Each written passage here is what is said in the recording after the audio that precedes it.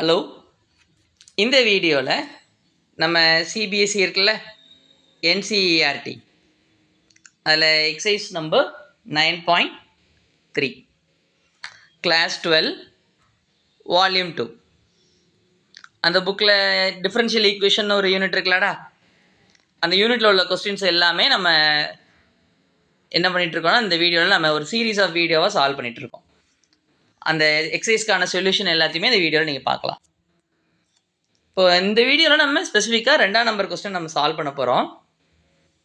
For the given differential equation dy by dx find the general solution. dy by dx is equal to root of 4 minus y square. இப்போ இந்த particular chapter பார்த்தீங்கன்னா, particular exercise பார்த்தீங்கன்னா எல்லாமே variable separable method மூலமாக solve பண்ணுறாங்க. Variable separable method அப்படின்னா என்னப்பா அப்படின்னா, ஒரே மாதிரி இருக்கக்கூடிய வேரியபிள்ஸ் எல்லாத்தையும் ஒரு பக்கமும், ஒரே மாதிரி இருக்கக்கூடிய வேரியபிள்ஸ்லாம் இன்னொரு பக்கமும் வச்சுட்டு நம்ம என்ன பண்ண போகிறோம், இன்டகிரேட் பண்ண போகிறோம். அவ்வளோதான், முடிஞ்சே போச்சு. போலாமாடா? ரொம்ப சிம்பிள். இப்போ இந்த கொஸ்டினில் பார்த்தீங்கன்னா நமக்கு என்னென்ன வேரியபிள்ஸ்லாம் இருக்குது? ஒய்ன்னு ஒரு வேரியபிள் இருக்கா, அப்புறம் எக்ஸ்ன்னு ஒரு வேரியபிள் இருக்கா. நம்ம கேட்கலாம், சார் டியும் ஒரு வேரியபிள் தானே கேட்கலாம். டி ஒரு வேரியபிள் இல்லை, அது வந்து டிஃபரன்ஷியல் ஆப்ரேட்டர். இந்த டி பை டி அப்படிங்கிறது நம்ம என்ன சொல்லணும்னா டிஃபரன்ஷியல் ஆப்ரேட்டர் அப்படின்னு நம்ம சொல்லணும். சரி, இப்போ நம்ம சால்வ் பண்ண போகலாமா? சால்வ் பண்ணால் சொல்யூஷன் மேலே எழுதிக்குவோமா? எழுதியாச்சு. கொஸ்டின் என்ன முதல்ல? dy by dx is equal to root of 4 minus y square. இப்போ ஒய் இதில் இந்த இதில் என்ன இருக்குது? இந்த சைடு ரைட் சைடு என்ன இருக்குது? வெறும் வேரியபிள்ஸ் ஒய் மட்டும் தானே இருக்குது. நான் இதை என்ன பண்ணிக்க போகிறேன், I'm going to keep it on the ஒரு சைடு. இன்னொரு வேரியபிள் எக்ஸ் மட்டும் இருக்குது, அதை மட்டும் ஒரு சைடில் வச்சுக்கவா. ஸோ நான் ஒய் எல்லாம் நான் இந்த பக்கம் எடுத்துகிட்டு வரேன். ஏன் இந்த பக்கம் எடுத்துகிட்டு வரேன்னா, ஸோ தட் எனக்கு இந்த மாதிரி இதுக்கு ஒரு ஃபார்முலா இருக்குது, dy divided by root of a square minus y square. அதுக்கு ஒரு இன்டகிரேஷன் ஃபார்முலா இருக்கிறதுனால நான் அதை மாதிரி எடுத்துகிட்டு வரேன். ஸோ இந்த பக்கம் எடுத்துகிட்டு போனால் இங்கே டிவைடட் பை டிஒய்யாக மாறிடும். ஸோ அதனால் I'm bringing it like this, dy divided by root of 4 minus y square is equal to dx.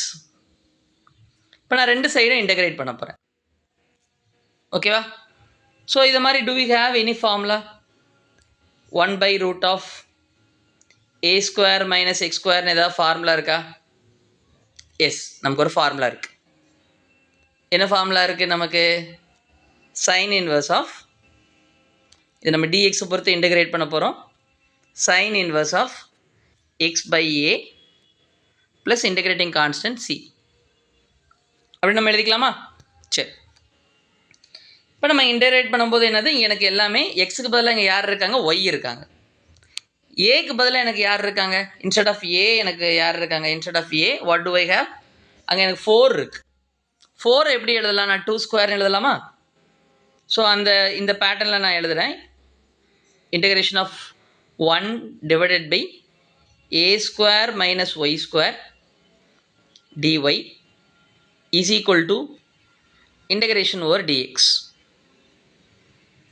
அப்போ நம்ம இன்டகிரேஷன் ஆஃப் டிஎக்ஸ் என்ன போனதில் பார்த்தோமே, இன்டகிரேஷன்னா ஆன்டி டெரிவேட்டிவ்.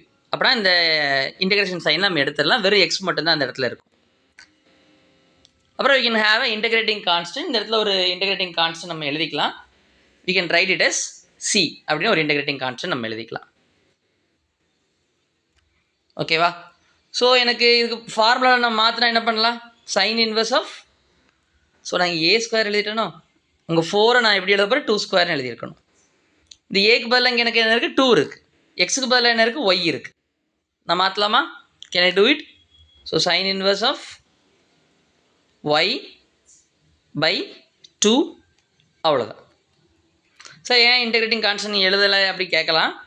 அந்த சைடில் ஒன்று எழுதிட்டோம்ல, அதனால் அந்த சைடில் எழுதணும்னு அவசியம் இல்லை நமக்கு. இப்போ நான் என்ன பண்ணலான்னா, I will rearrange this equation. வெறும் y அப்படிங்கிறது என்ன அப்படின்னு எழுதிக்கலாம். அதோட என்னுடைய கணக்கு முடிஞ்சது. ஓகே, ஸோ நான் இங்கே சைன் இன்வர்ஸ் இருக்கா? Take sine on both sides. ரெண்டு பக்கமும் சைன் எடுத்தால் எனக்கு என்ன ஆகும்? சைன் இன்வர்ஸ் ஆஃப் இங்கே எனக்கு என்ன இருக்குது? y/2 இருக்குது. ஸோ அந்த இடத்துல எனக்கு வாட் டு ஐ ஹேவ்? அந்த இடத்துல எக்ஸ் ப்ளஸ் சி இருக்கா? ஸோ அதனால் ரெண்டு பக்கம் நான் சைன் எடுத்திருக்கேன். So sine of X plus C. So ட்ரிக்னாமெட்ரியோட ப்ராப்பர்ட்டி என்ன? சைன் ஆஃப் சைன் இன்வர்ஸ் என்ன? அது எழுதணும்னு அவசியம் இல்லை.